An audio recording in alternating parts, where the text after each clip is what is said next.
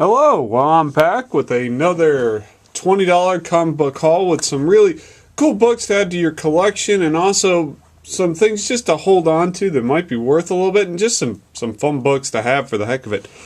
The first book we're going to start off with here is Batman number 326, and this is the first Arkham Asylum. First appearance of the Arkham Asylum. So, kind of a really interesting book to have. I mean, Arkham has been in everything from the movies to TV to video games. Every comic book is just a really, if you're a Batman fan, this would be an important book to have. In fact, this is so new. It's funny that probably, and I forgot to check who was the artist and the writer on this, but apparently they didn't coordinate because it is written in dialogue as Arkham as we know it, A-R-C or A-R-K-H-A-M, and it is spelled on a placard on the picture of it in the comic book, an actual picture of the building, as A-R-C-U-M. So apparently there was some miscommunication there. So it's really, like I said, great book. I got this for $2. Pretty good shape. Not great shape, but good shape. $2. Like, great book to have in your collection. Next book we have is Iron Man number 9. Now, probably find this in a dollar bin. I think I got this for 75 cents. This is volume, I guess technically 3 if you count in Heroes Reborn. So it is the Iron Man that came right after Heroes Reborn. So, and what appears in here is Winter Guard, which is the renamed Soviet super soldiers. With Sunfire, Big Hero 6, and the Marvel UK characters all getting some heat and some renewal. This might be a team that might be the next thing Marvel Disney wants to push. They're trying to get that international market, international vibe. Again, pick it up for $1, hold on to it. Sunfire and Big Hero 6 didn't become big for like 15 years after the series. So if you got some extra change in your couch cushions, just pick this up, put it in a long box, and see what happens. All right, here we have Green Lantern 188. Fun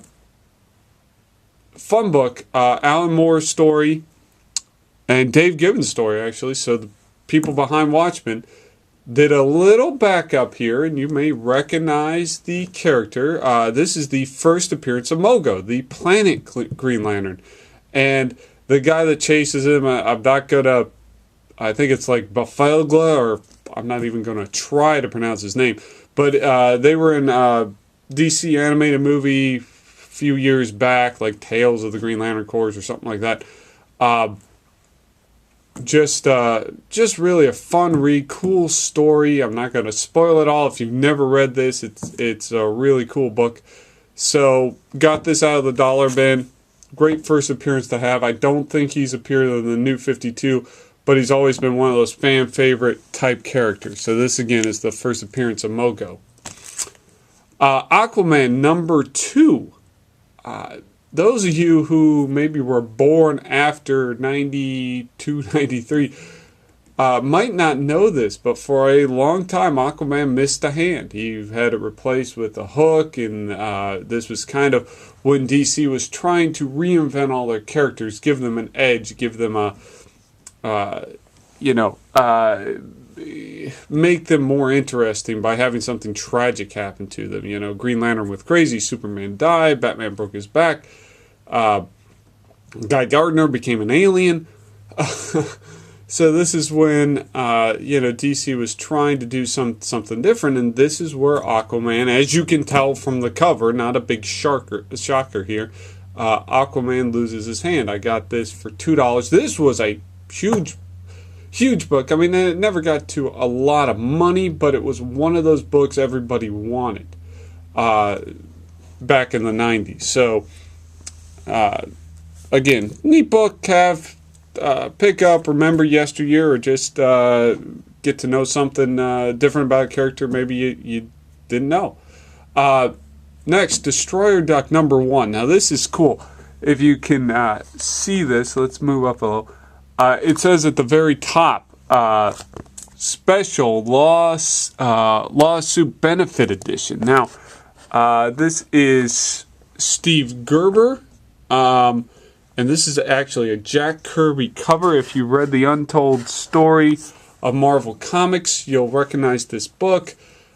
Steve Gerber was in the process of suing Marvel over rights to Howard the Duck, so he came up with this book, and money from this book went to his lawsuit, so that's why it says Special Lawsuit Benefit Edition. This is the first appearance of Gru the Wanderer, so it does have some value outside just being an interesting piece of comic history.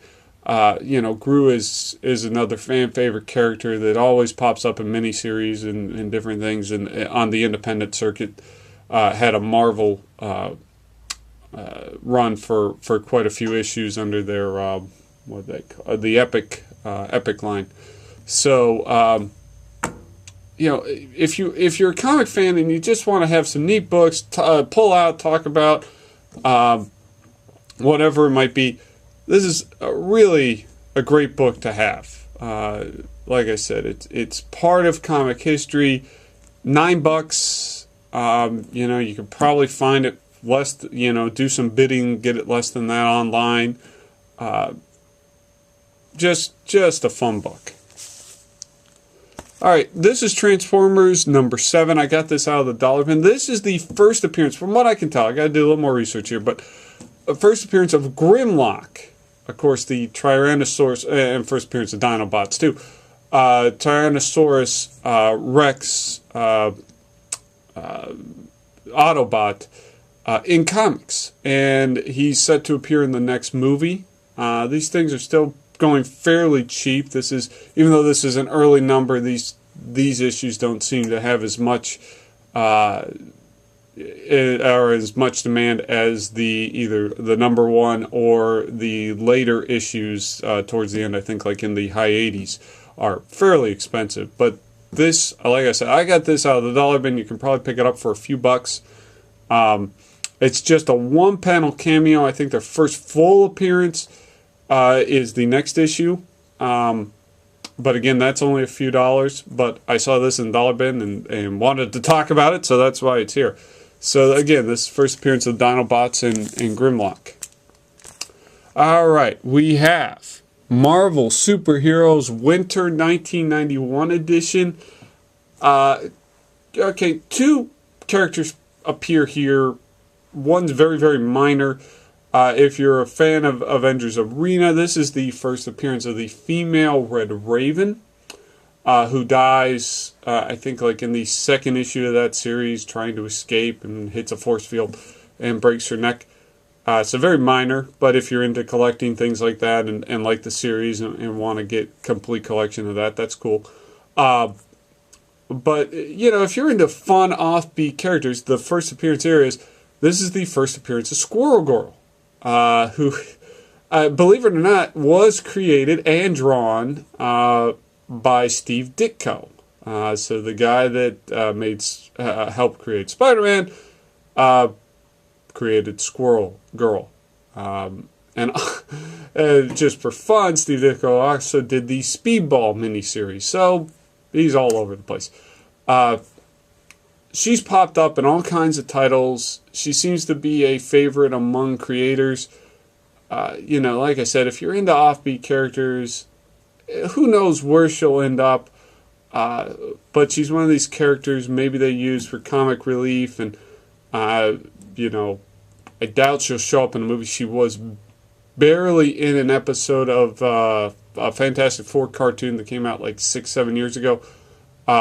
What was it called? World's Greatest Heroes or something, like Fantastic Four, World's Greatest Heroes, something like that. It was on Cartoon Network. She had like a 30-second cameo. But fun book, and was the nanny for Luke Cage and Jessica Jones as well. Alright, this is another dollar bin book. This is Captain Marvel series. Man, I'm not even sure. Series 4? And this is the first appearance of Phi Lavelle. The female Captain Marvel becomes Quasar and Martyr. I'm not really sure what she goes by. I guess Martyr now. But she was a big part of the Annihilation series and some of the cosmic stuff that was going on. Again, dollar bin book. Who knows where she might pop up next, maybe in Guardians of the Galaxy or whatever. Cool book, cool series. Peter David did great with these series.